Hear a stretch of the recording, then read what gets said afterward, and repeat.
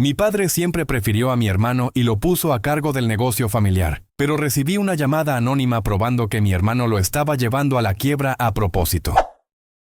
Gato cuenta.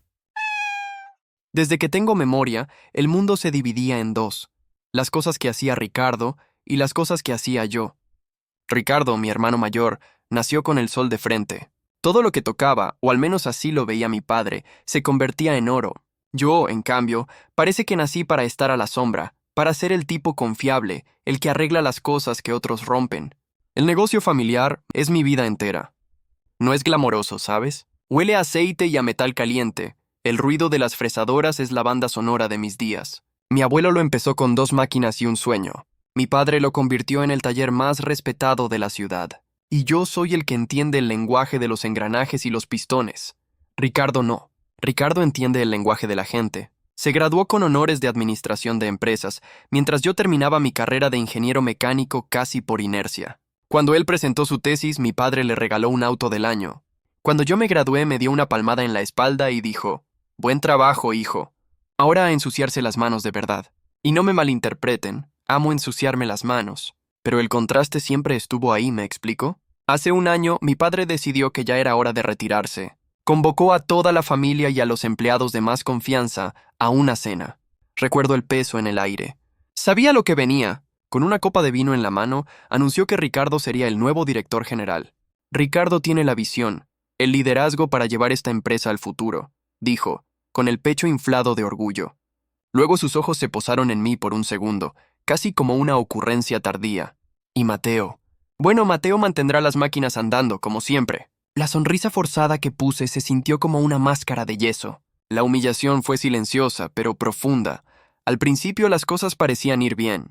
Ricardo era todo carisma.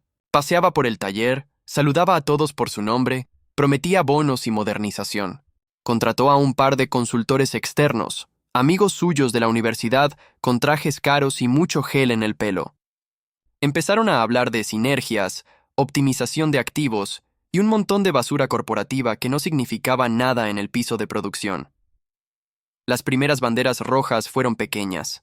Facturas de restaurantes de lujo cargadas a la cuenta de la empresa, almuerzos de 4 horas. Un par de empleados veteranos, tipos que le enseñaron a mi padre el oficio, fueron despedidos. Resistencia al cambio, dijo Ricardo encogiéndose de hombros. Hay que recortar la grasa para que el músculo crezca. Lo justifiqué. Pensé que era un novato con demasiado poder, tratando de impresionar. La gota que casi derrama el vaso fue un comentario que me hizo una noche que nos quedamos hasta tarde. Estábamos solos y me dijo, con una sonrisita extraña: «A veces, para construir un rascacielos, primero tienes que demoler el edificio viejo hasta los cimientos, ¿me explico?». En ese momento, lo tomé como una de sus frases de libro de autoayuda. Qué ingenuo fui. El detonante real, el momento en que la negación se hizo insostenible, fue una llamada. Don Anselmo, nuestro proveedor de acero desde que mi abuelo vivía, me llamó a mi celular personal, no a la oficina. Su voz sonaba preocupada. «Mateo, hijo, los pagos de Maquinados Pérez llevan 2 meses de retraso». Eso no había pasado nunca.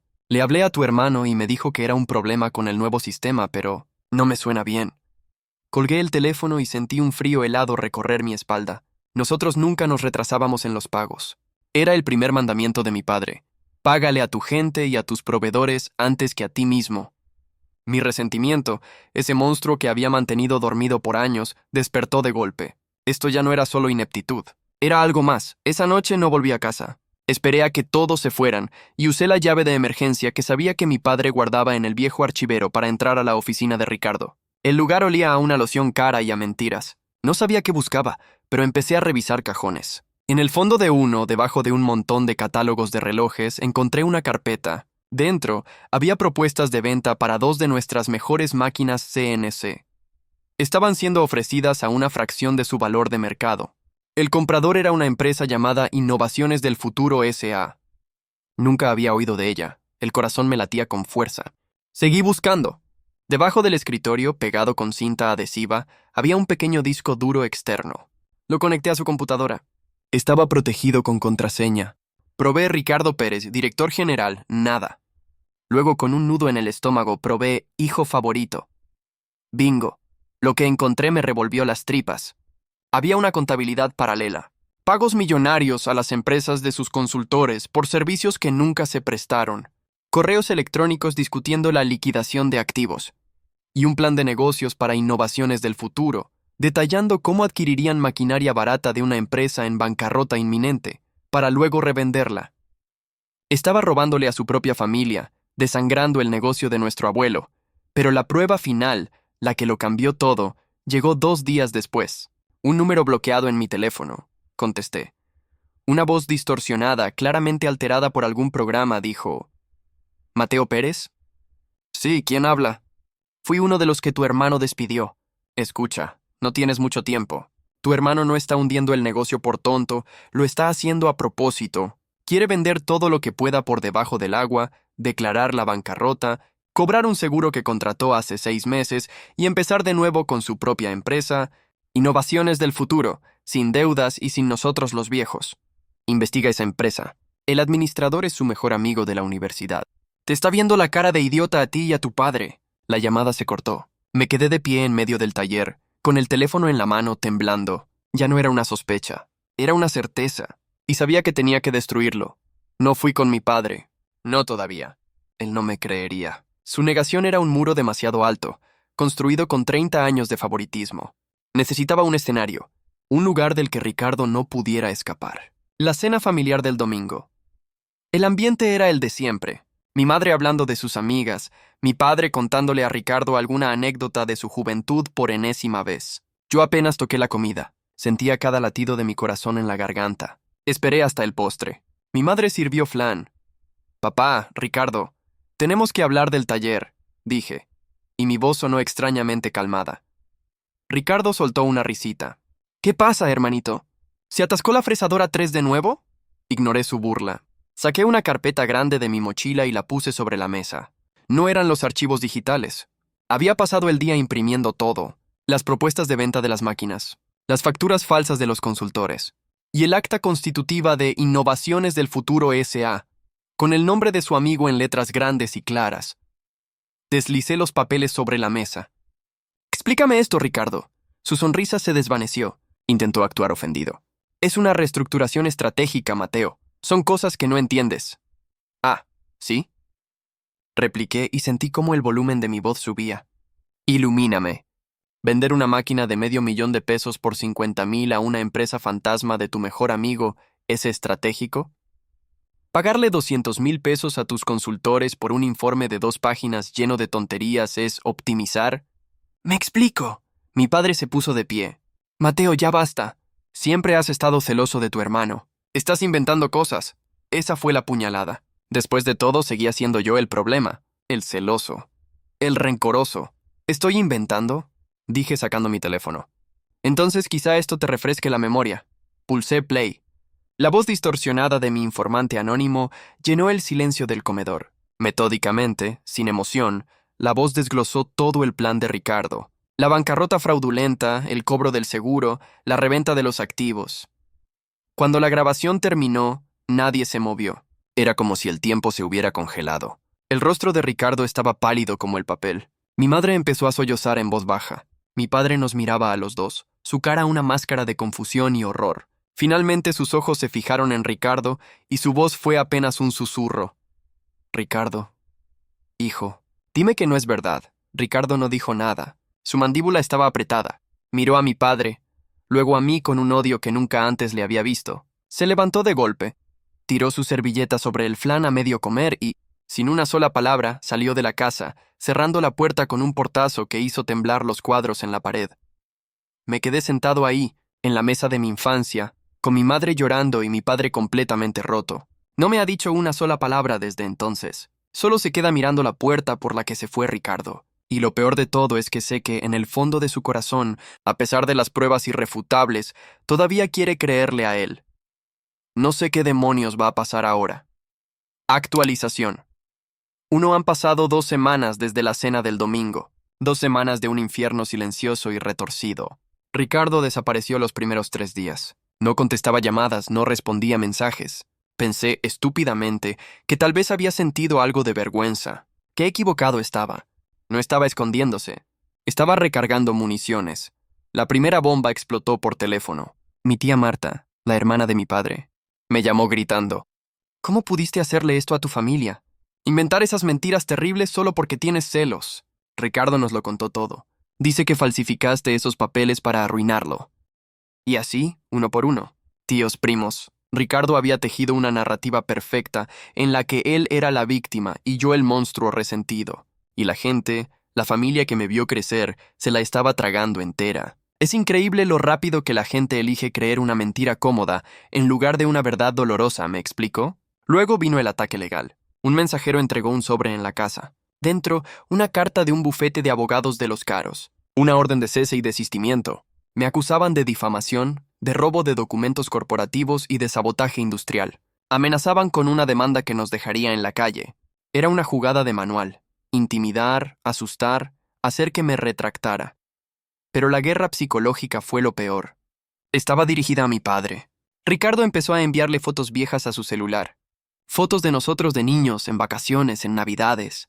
Con mensajes como, ¿te acuerdas cuando éramos una familia feliz, papá?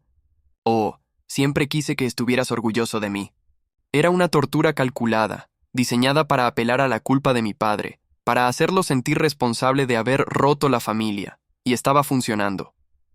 Mi padre es un fantasma en su propia casa. Apenas come. Se sienta en su sillón por horas, mirando a la nada. La otra noche explotó. Entré en la sala y me empezó a gritar.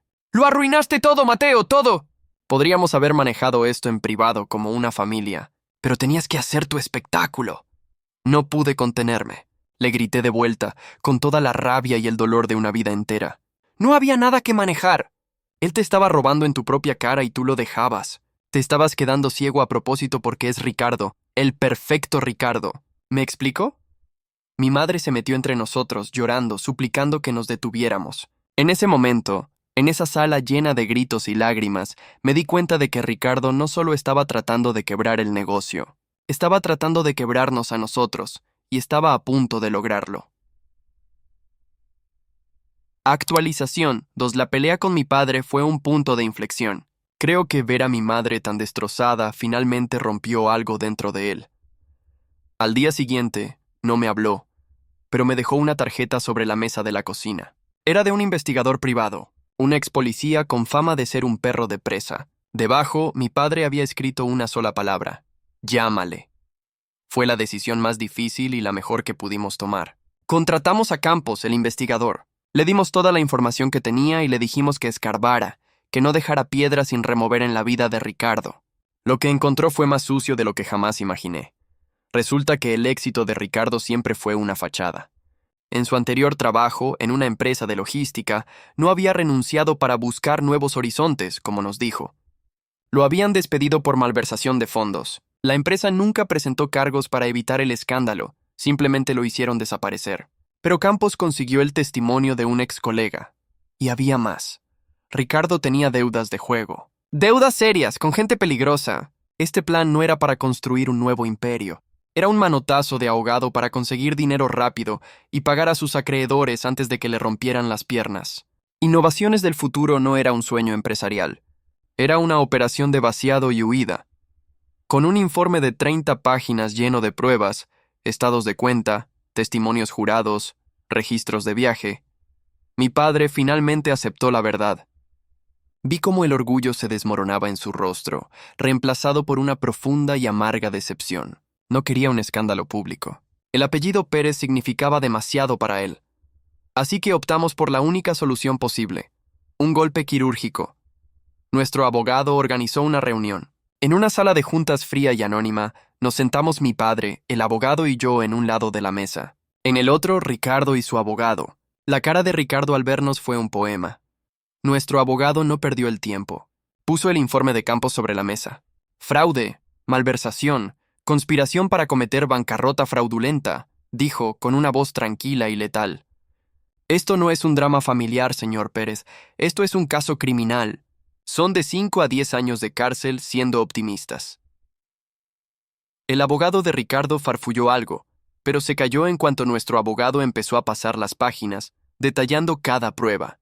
Entonces llegó la oferta. Ricardo cedería el 100% de sus acciones en la empresa, tanto las heredadas como las que mi padre le había dado. Firmaría un documento renunciando a cualquier herencia futura. Se mudaría de la ciudad y se comprometería a no tener ningún contacto con la familia o el negocio, nunca más.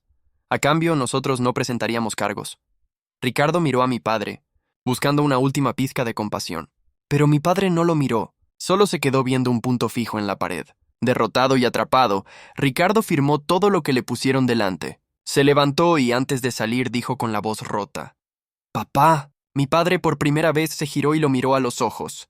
«Tú no eres mi hijo», dijo. Y con eso se acabó. Hoy, un año después, estamos reconstruyendo. El negocio casi se hunde. Perdimos clientes y dinero, pero estamos saliendo a flote. Mi padre y yo trabajamos juntos. Es extraño. Incómodo a veces. Apenas hablamos de lo que pasó. Pero hace unas semanas estábamos calibrando un torno, y de la nada me dijo: «Debí haberte escuchado. Eres como tu abuelo. Tienes aceite en las venas». Casi me pongo a llorar ahí mismo. Fue la primera vez en mi vida que sentí que me veía. De verdad, la familia está rota. Hay tíos y primos que todavía piensan que fui un monstruo. Las cenas de Navidad son más pequeñas ahora, más silenciosas. No hay un final feliz aquí. Nadie ganó. Todos perdimos algo. Pero he recuperado a mi padre, o al menos a una versión de él, y he recuperado el negocio de mi abuelo. Y por primera vez, cuando camino por el taller y siento el olor a metal, no siento que estoy a la sombra de nadie. Siento que estoy en casa. ¿Me explico? Y con ese punto final, esta historia pasa a ser un recuerdo. Gracias por acompañarme en este viaje. Tu like le dice a toda la camada que esta historia valió la pena. Y si quieres que nuestra camada de curiosos siga creciendo, no dudes en suscribirte. Nos vemos en la próxima aventura. Y recuerden, hay demasiadas historias buenas en el mundo. Por suerte, tenemos más de una vida para escucharlas.